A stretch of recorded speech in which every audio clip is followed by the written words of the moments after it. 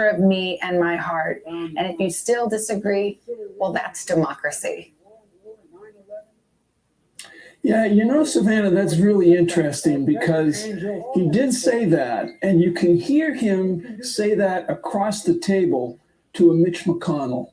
And Mitch McConnell has listened to Joe Biden in the past and would certainly, we all hope as Americans, would listen to him now because he knows that Joe Biden means what he says, that I know you might not agree with me on the total package, the cost of it or whatever, but hear me out. And Mitch McConnell knows something else, that in looking across the table at Joseph R. Biden, the 46th president of the United States, he is looking at an honest man, a good man, someone not out to get the better of him just for the sport of getting the better of someone else, an opponent, someone intent on doing what he can to do for the greater good of all of us as Americans. Mike, you know the man. He's 78 years old, but I like to think that we all continue to grow. How has he grown from when he threw his hat in the ring as a candidate, when we had never heard of a thing called COVID, people weren't trying to, tear down the Capitol? How has he changed? How has he grown into this job that he just took on?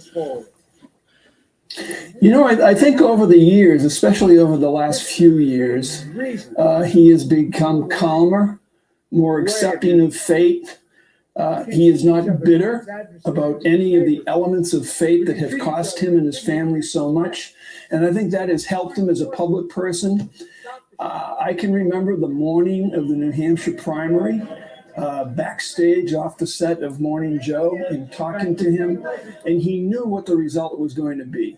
And he knew that he was going to get crushed in New Hampshire, having already been crushed in Iowa.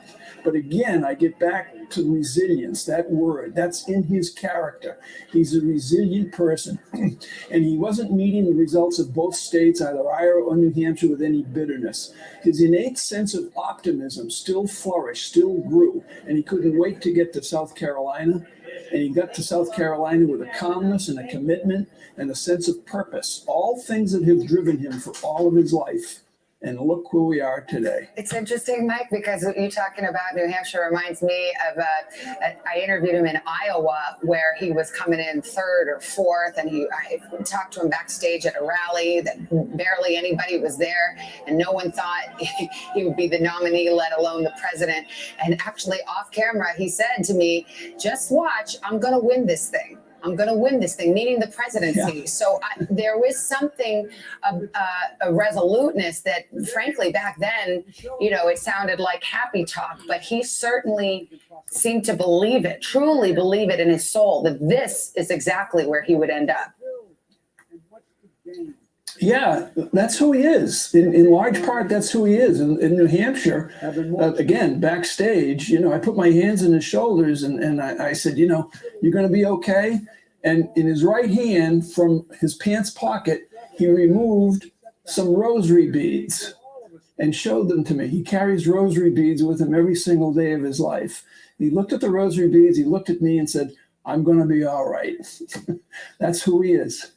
Mike Barnicle, I want to bring in Andrea Mitchell right now, who has been standing by. Andrea, give me your early impressions of the inauguration ceremony, the speech, and where we go now. Well, the ceremony, the speech, I thought were really important and optimistic, hopeful, but confronting. Right at the beginning, the new president spoke of the insurrection, spoke of the riot. He talked about democracy was tested. Democracy, America has been tested, and we have prevailed. Democracy and justice have prevailed. So he confronted that reality. He was not hiding from it, but goes on to speak very plainly, but also eloquently. There was great poetry, really, in his prose, in that he was speaking directly to Americans in the way that was authentic for Joe Biden, but also had the cadence and the lilt and the lift of an important moment, because he was calling us to be together and to be resilient. All of that was very powerful to me. He confronted the difference between lies and truth, not just saying I'm never going to lie to you, but really saying that lies and the purpose of achieving power or what has been so terrible. That was the implication, and we all know what he was talking about. Also, the pageantry and the songs, and I've got to say, Amanda Gorman, the young poet laureate, she became the poet laureate of Los Angeles at the age of 16. She's now 22. She had said that she was finishing her poem after the riot, after the insurrection, was not going to gloss over it, and she did not. But she said, "We will raise this wounded world into a wondrous one. There will always be light."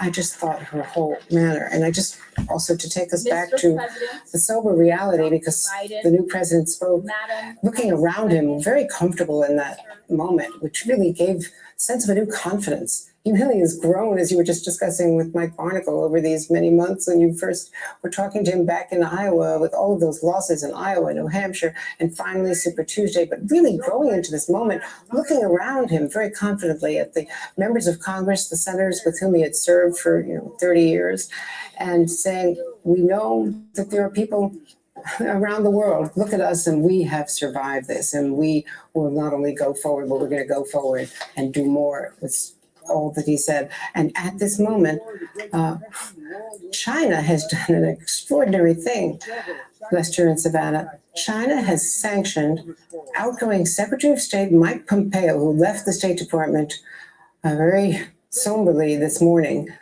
has sanctioned him, his relatives, and any company that he works for, and 28 officials, Peter Navarro, the very aggressive hardliner, the trade negotiator, and other officials, John Bolton, who can never step foot in China, in Hong Kong, or Macau, all part of the Beijing government. And that is an extraordinary sanction. It's a long list. Top U.S. diplomat. Too. Alex Azar, of course, the former Health and Human Services Secretary is on the list, as is Matt Pottinger, a deputy in the National Security Council, Robert O'Brien, who was National Security Advisor. So, yes, some news coming out of China at the very moment those officials became former officials. Andrea, stay with us as we continue to watch some of the scenes that were earlier visible at the Capitol. The Obamas exiting the stage, and the former presidents, Bush, Obama, and Clinton, will join the new president at Arlington National Ceremony a little bit later this afternoon for a wreath laying, which we will wish we could heard what that was over my talking, but in any event, we'll rewind the tape for you.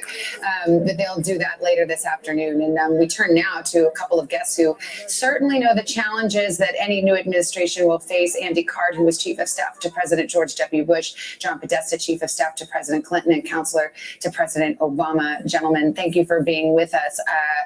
Raise your hand if you'd like to be Chief of Staff under these circumstances. This is not an easy task before them. I'll let you go, John. What did you think of the speech, and what do you think of what this president has before him? Well, look, I think as for the speech, I thought it was a powerful call to the idea of America as one nation under God, and a fierce rejection of the politics of division and hate that we've seen for the past 4 years. It was passionate. The line that stuck with me was, "My whole soul is in it," quoting Abraham Lincoln, and Biden saying, "My whole soul is in it, uniting the people."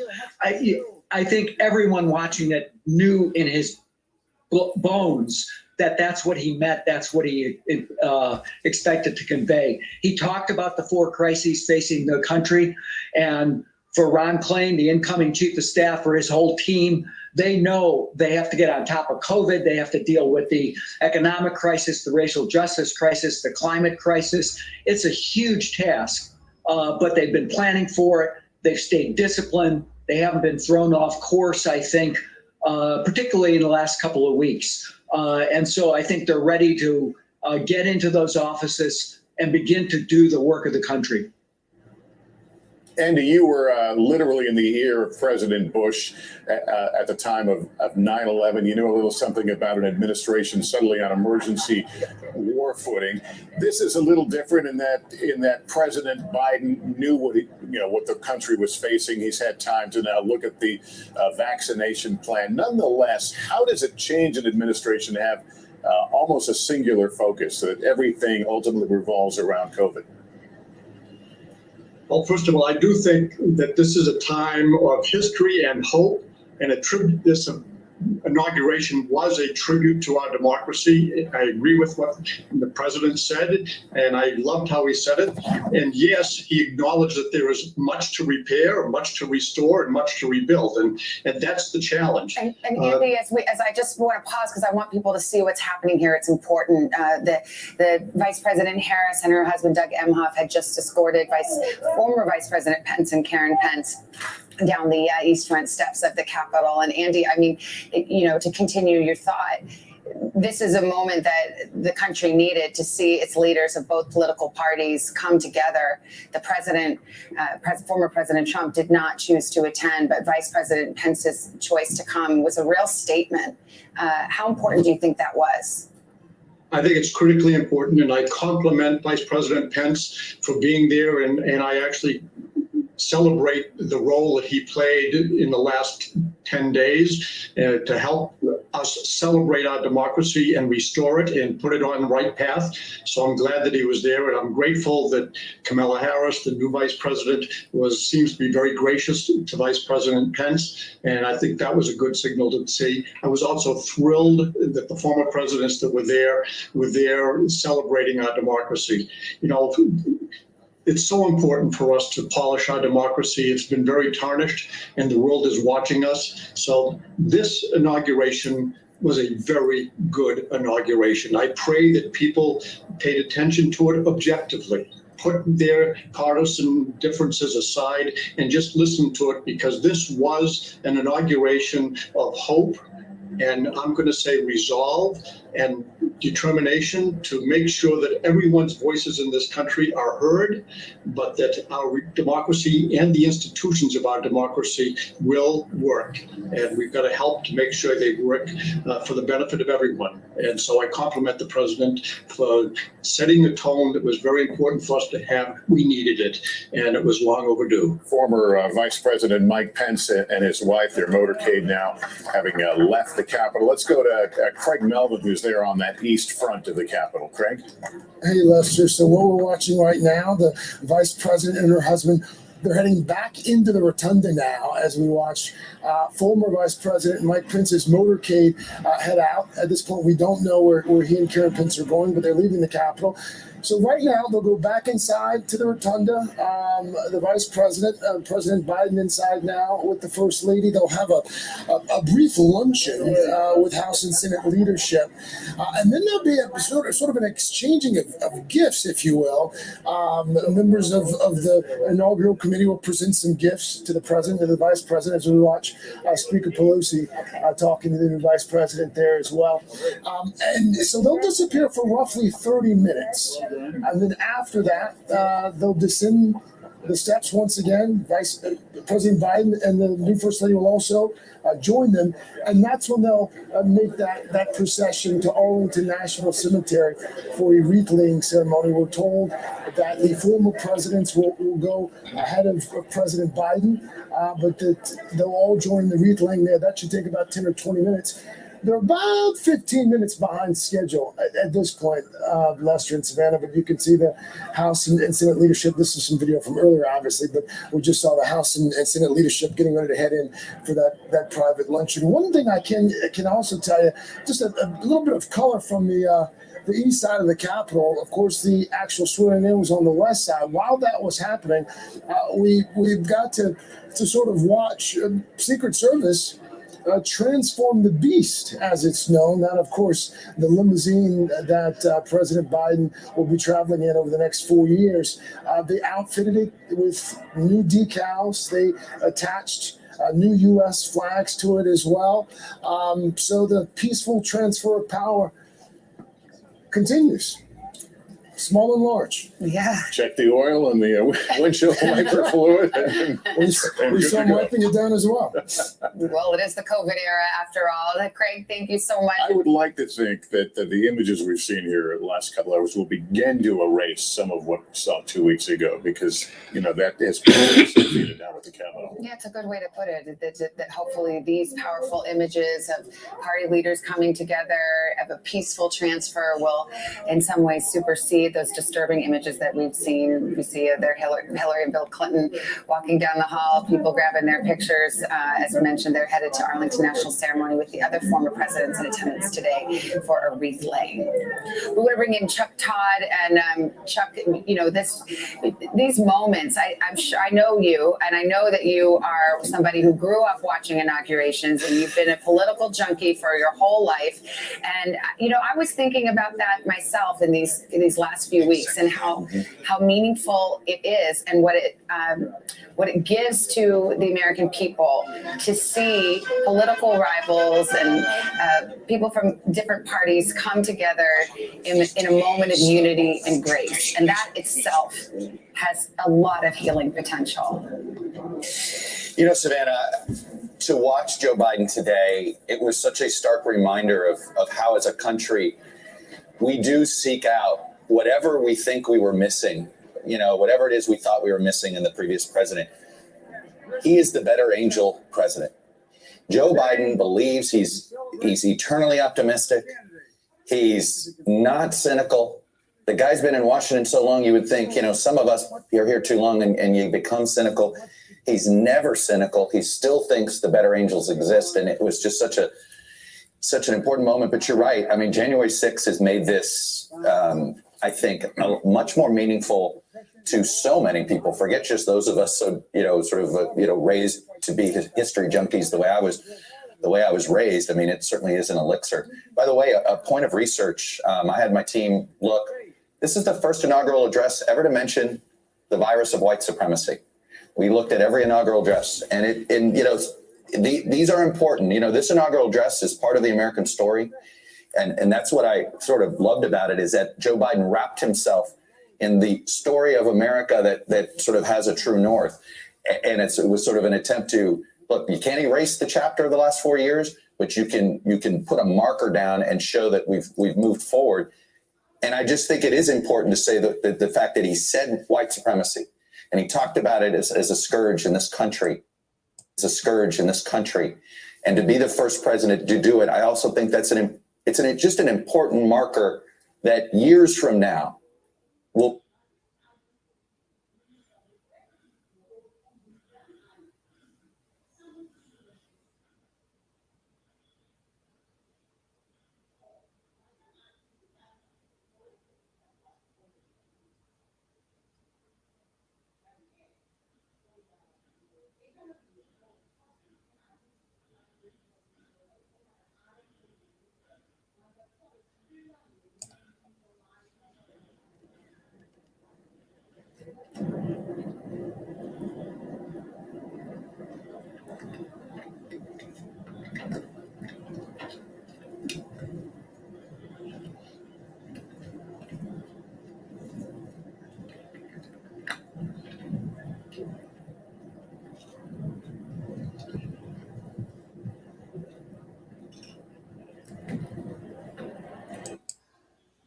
Roberts, Vice President Harris.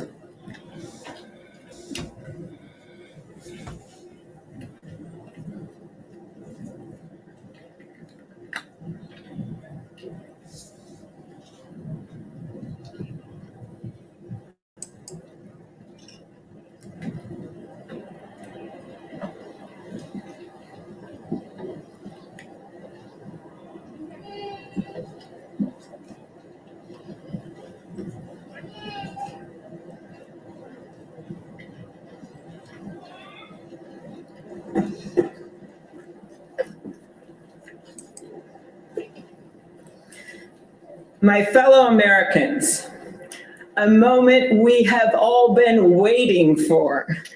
it is now my great privilege and high honor to be the first person to officially introduce the 46th President of the United States, Joseph R. Biden Jr.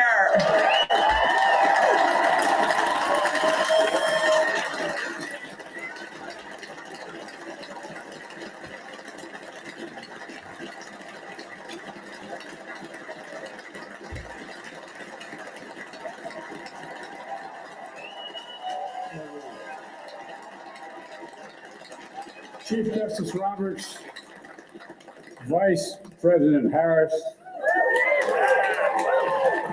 Speaker Pelosi, Leader Schumer, Leader McConnell, Vice President Pence, and my distinguished guests, my fellow Americans. This is America's day. This is democracy's day, a day of history and hope, of renewal and resolve. Through a crucible for the ages, America has been tested anew, and America has risen to the challenge. Today, we celebrate the triumph not of a candidate, but of a cause, the cause of democracy. The people, the will of the people has been heard, and the will of the people has been heeded. We've learned again that democracy is precious. Democracy is fragile. And at this hour, my friends, democracy has prevailed. So now, on this hallowed ground where just a few days ago, violence sought to shake the Capitol's very foundation, we come together as one nation, under God, indivisible, to carry out the peaceful transfer of power as we have for more than 2 centuries. As we look ahead in our uniquely American way, restless, bold, optimistic, and set our sights on the nation we know we can be and we must be. I thank my predecessors of both parties for their presence here today. I thank them from the bottom of my heart. And I know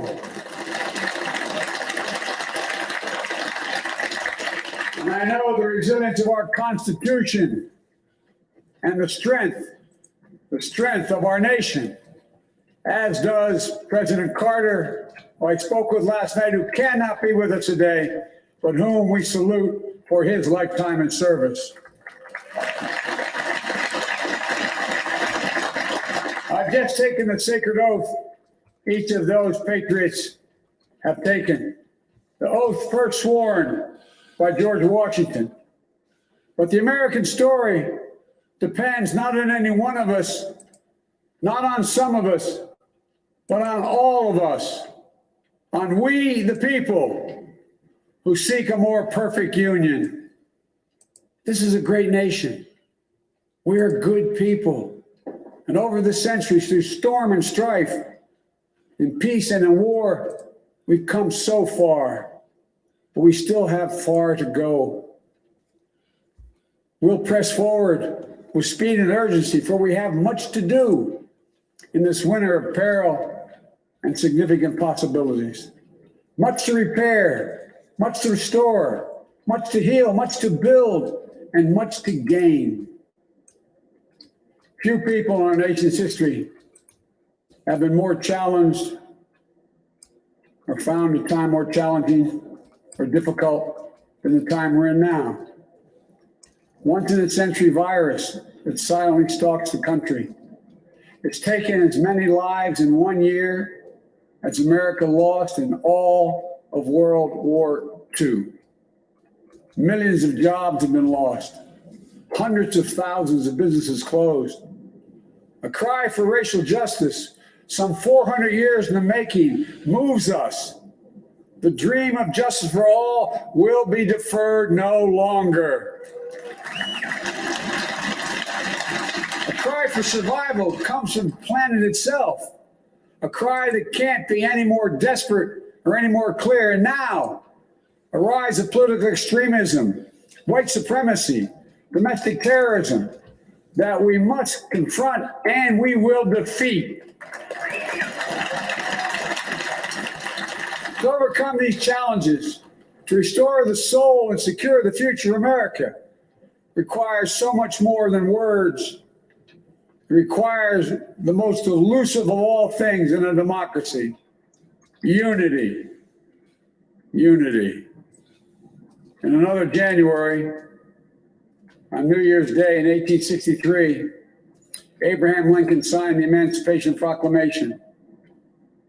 When he put pen to paper, the president said, and I quote, "If my name ever goes down into history, it'll be for this act, and my whole soul is in it." My whole soul is in it. Today, on this January day, my whole soul is in this, bringing America together, uniting our people, uniting our nation. And I ask every American to join me in this cause.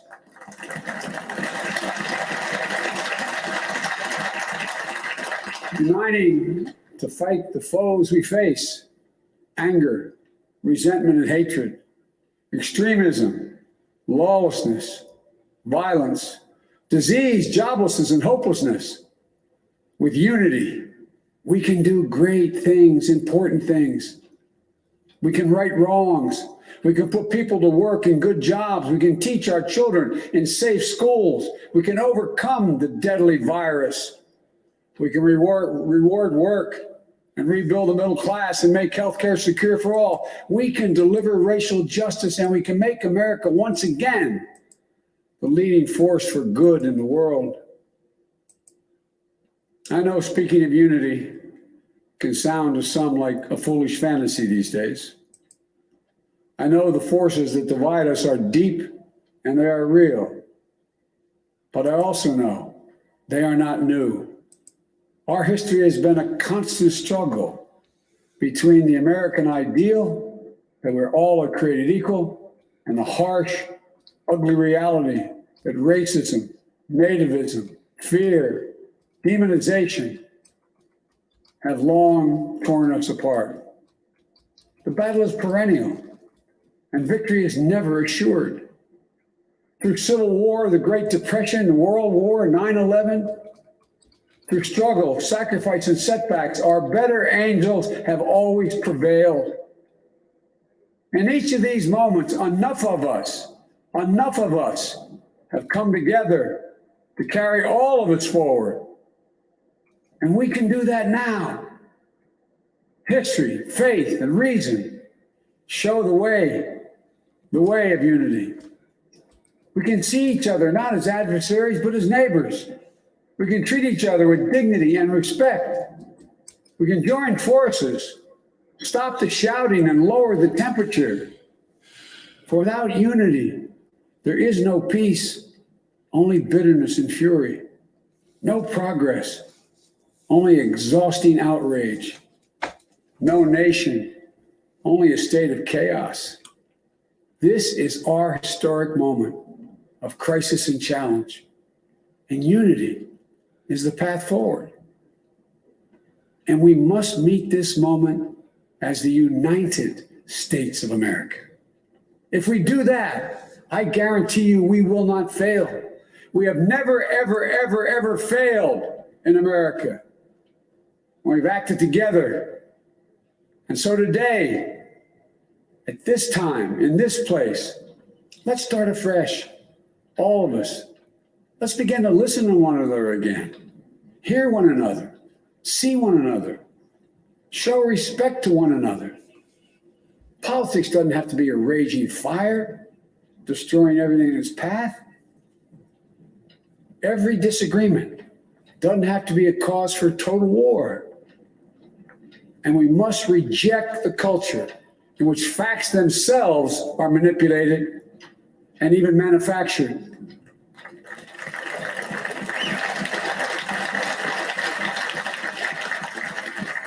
My fellow Americans, we have to be different than this.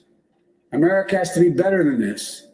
And I believe America is so much better than this. Just look around. Here we stand in the shadow of the Capitol Dome, as was mentioned earlier, completed amid the Civil War, when the Union itself was literally hanging in the balance. Yet we endured. We prevailed. Here we stand, looking out on the great mall where Dr. King spoke of his dream. Here we stand where 108 years ago, at another inaugural, thousands of protesters tried to block brave women marching for the right to vote. And today, we mark the swearing in of the first woman in American history elected to national office, Vice President Kamala Harris. Don't tell me things can't change. Here we stand across the Potomac from Arlington Cemetery, where heroes who gave the last full measure of devotion rest in eternal peace.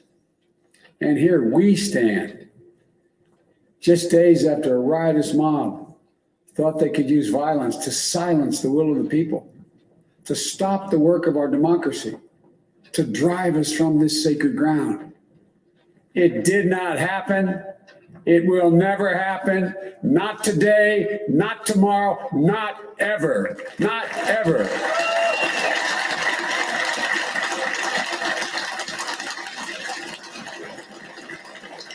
To all those who supported our campaign, I'm humbled by the faith you placed in us. To all those who did not support us, let me say this. Hear me out as we move forward. Take a measure of me and my heart. If you still disagree, so be it. That's democracy. That's America. The right to dissent peaceably within the guardrails of our republic is perhaps this nation's greatest strength. Yet hear me clearly. Disagreement must not lead to disunion. And I pledge this to you. I will be a president for all Americans, all Americans. And I promise you, I will fight as hard for those who did not support me as for those who did.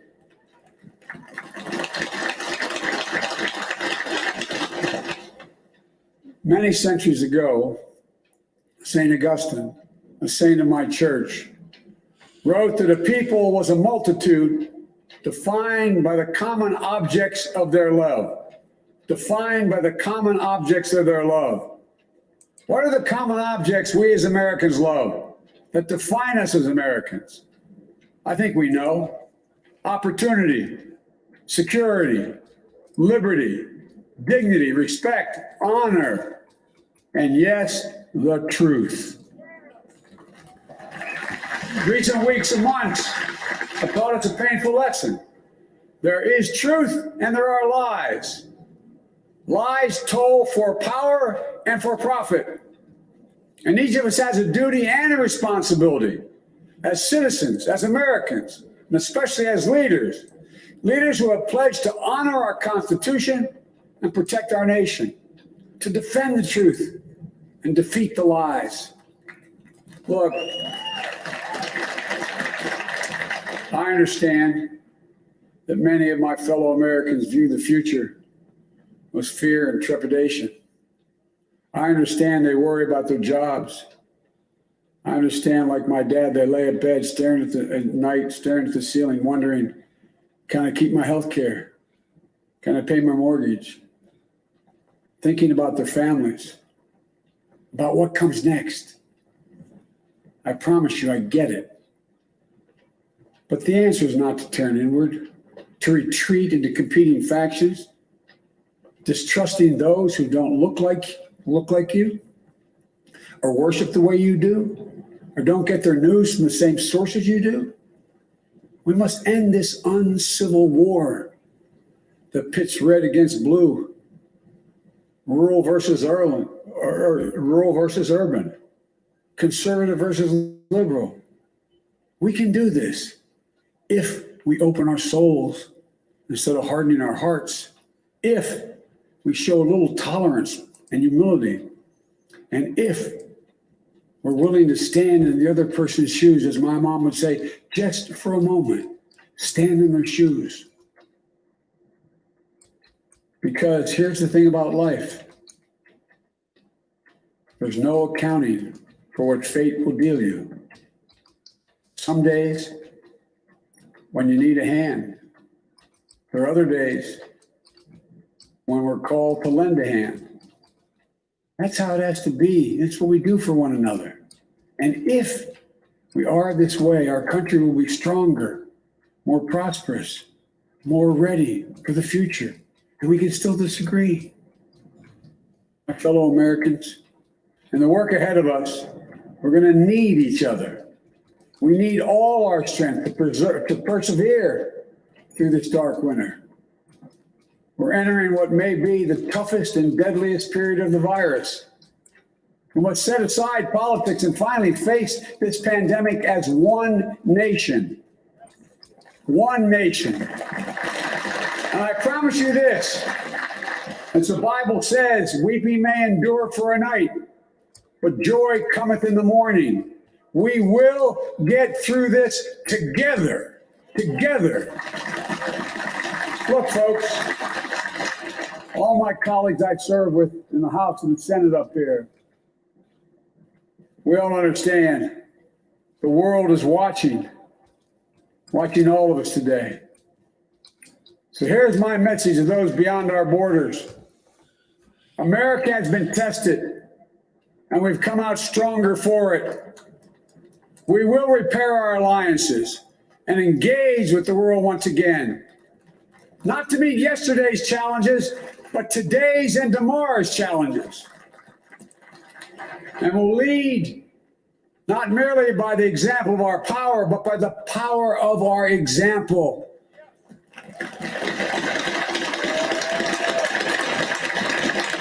We'll be a strong and trusted partner for peace, progress, and security. Look, you all know we've been through so much in this nation. And my first act as president, I'd like to ask you to join me in a moment of silent prayer. Remember all of those who we lost this past year to the pandemic, those 400,000 fellow Americans, moms, dads, husbands, wives, sons, daughters, friends, neighbors, and coworkers. We'll honor them by becoming the people and the nation we know we can and should be. So I ask you, let's say a silent prayer for those who've lost their lives and those left behind, and for our country.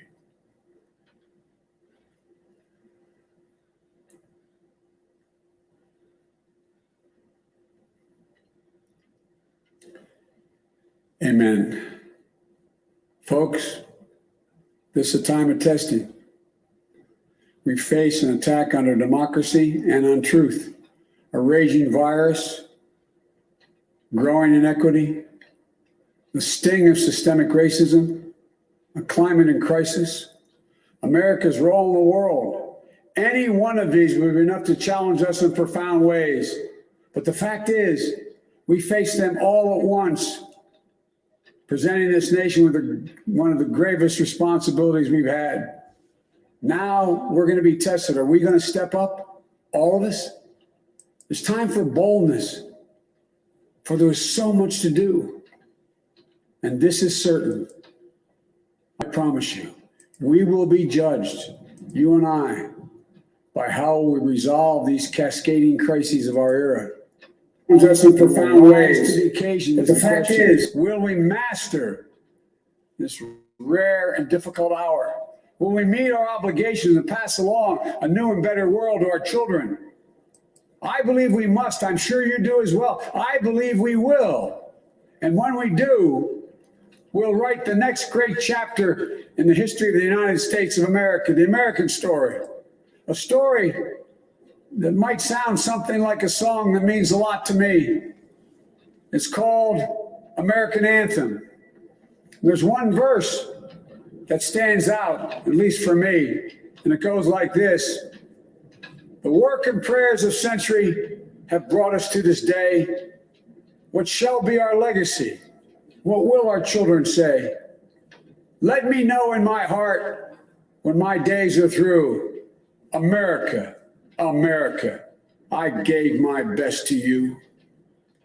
Let's us add our own work and prayers to the unfolding story of our great nation. If we do this, Then when our days are through, our children and our children's children will say of us, they gave their best. They did their duty. They healed a broken land. My fellow Americans, I close the day where I began, with the sacred oath. Before God and all of you, I give you my word. I will always level with you. I will defend the Constitution. I'll defend our democracy. I'll defend America.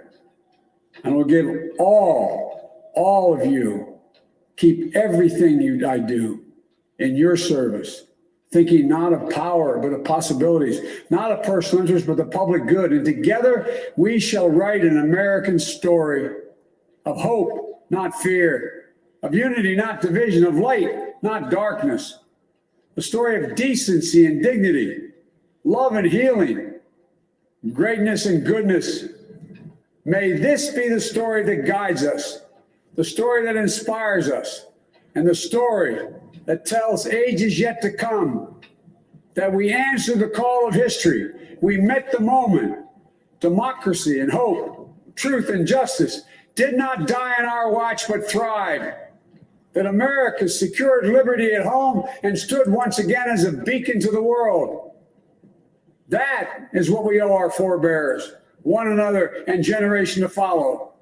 So, with purpose and resolve, we turn to those tasks of our time, sustained by faith, driven by conviction, and devoted to one another and the country we love with all our hearts. May God bless America, and may God protect our troops. Thank you, America.